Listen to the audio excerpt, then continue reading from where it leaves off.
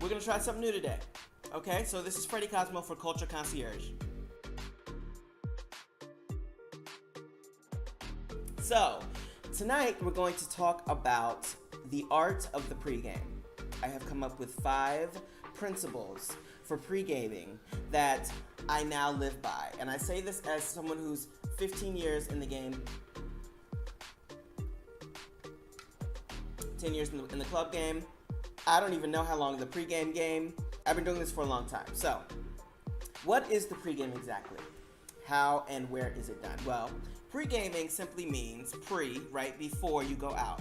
You start the game is on before you go out, right? So think of it as sort of tailgating at like a football game before the game actually starts, or a cocktail hour, right? And a sort of unofficial cocktail hour before the grand event starts, right? That's what it usually is. So pregame, as we know, is much more popular with college kids, since the joy of the pregame is also in getting ready. So you might have some drinks while you're doing the grooming, the hair, and the face, and the clothes, and the ironing, and you have the music playing and stuff like that.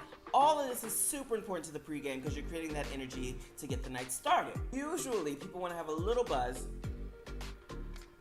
by the time you get to the club or the house party, right? Not only do you effectively save money and time, but you're already kind of on about a 7 or 8 by the time it's time to get in the cab or get in the car or whatever on your way there. So, you know, you already have the energy up. But, however, it's important to remember to respect the pregame. This is the main thing I want to talk about today, is respect for the pregame, because you will find in going out, and you'll find this with people post-college, it doesn't matter where you are. There are people who simply have no respect for the pregame and its rules and the pregame gods. And sometimes it gets insane in these streets. Have you ever seen somebody in the club like the party just started, and homeboy who pregame too hard is already wasted? Like, I've seen it time and time again. I've seen people fall into pools. Like, you just got to the party and you fell in the pool, like the whole pool. I myself have fallen downstairs. Do you remember in Clueless where Brittany Murphy falls down the stairs? And that happened to me one time because I pregame way too much. So this is why it's important to respect the pregame. This is what I learned over my years and years of time. I got 5 principles for my pregame. We're gonna get through this. Don't overdo it, okay? I cannot tell you how dangerous that is for your night and how you will end the night early. Now, there's no way of knowing, usually, like when you get to, I'd say in a club, sometimes you can have a good idea of how much you're going to drink because it depends on your money. And you know that if you're using your credit card and you're young and you're stupid like I was, sometimes you just want to drink until there is no more, until there's nothing else. And that's fine. But even in that case, you still want to consider what you're doing in your pregame so that by the time you get to the club, if you have an agenda, and sometimes you do and sometimes you don't. I don't know your life. You know, you wanna kind of still be there, right? You still want to be like cognizant, you want to be present, you want to be conscious, you know, and most of all, you generally want to remember the night. Scale it out with the drinks and everything. Sometimes it's so easy to get caught up. Another popular thing to do, beer pong in the pregame, especially it was with my friends in college. They always used to play beer pong. I never did that shit because I thought it wasn't hygienic. Even in beer pong, you know, you want to get good at the game because then you don't have to overdo it because then you're not drinking so much.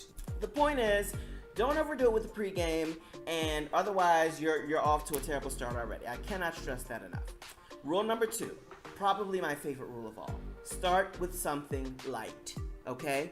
Like I said, vodka Red Bull used to be my jam, all right? It really did.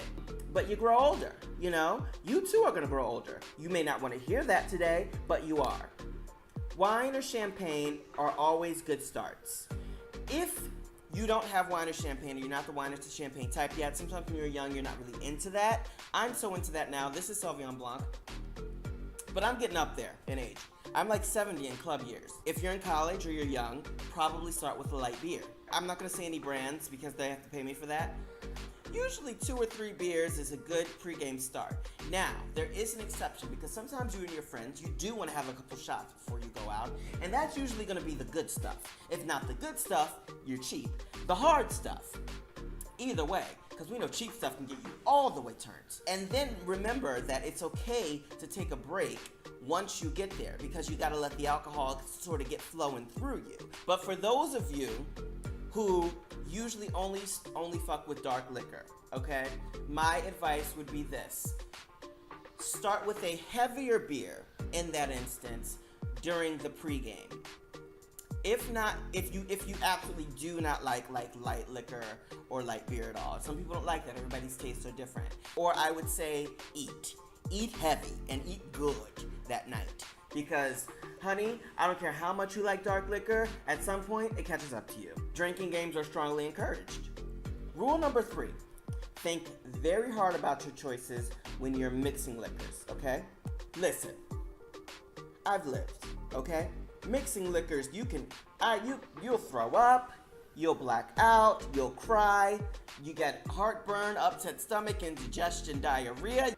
Mixing liquors is a dangerous game, girl. When you're young, sometimes you only know about 3 drinks, and one of those drinks is shots.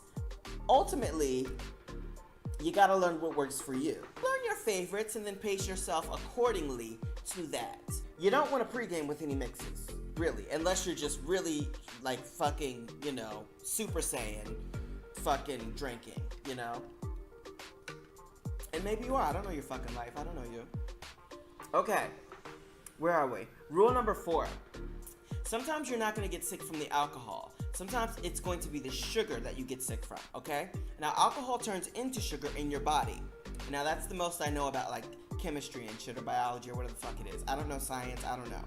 Your mixers are really, really going to mean something. Like a cranberry vodka used to be just the shit for me, right? And now I'm just like, it's so much sugar to me. It's just so much sugar. How does that apply to a pregame? Sometimes you want to start your pregame with a cocktail. Sometimes you only want cocktails that night. That's totally fine. You just still have to be cognizant of how much sugar you're drinking. I'm not saying that you need to switch it because, your taste buds are going to switch anyway after time, but that's part of the danger that they don't say. So that's my rule number 4 rule number 4 principle is that all of your mixers are going to be important to the pregame. Last principle of the evening. When you're going out, okay, learn your body. I'm here to let you know, as sort of your party guardian angel, that you don't have to do it the hard way. You can learn your body, learn what you like, learn what you don't like, learn what you want, what you don't want, learn your taste buds, learn about the drinks that you're drinking. It's enough. Sometimes it's enough when you're young to just drink frivolously. I'm not saying be like a dick about it at the pregame because, who wants to be around that fucking guy who's like, oh, do you know this beer? No one gives a fuck. It's a fucking pregame in college at your friend's house or like you're young or whatever in your 20s. I'm at the place in my life I personally choose wine. I don't have to choose wine when I go out. I might switch to like a gin and tonic or something like not sugary or whatever, but that's what agrees with me now so that when I wake up I don't get sick. And what makes sense for you in the environment based on the choices that you might have at the pregame, I would say. Always have an idea of what it is you want and don't be afraid to bring shit, ever. Those are your official 5 principles of pre-gaming from Culture Concierge. I'm so glad you guys tuned in. Thank you so much. Follow me on all social media. I am your host, at Freddie Cosmo. I'll be back with more videos and more updates. Be sure to check out cultureconciergeonline.com for daily updates on new events in all of the 5 boroughs.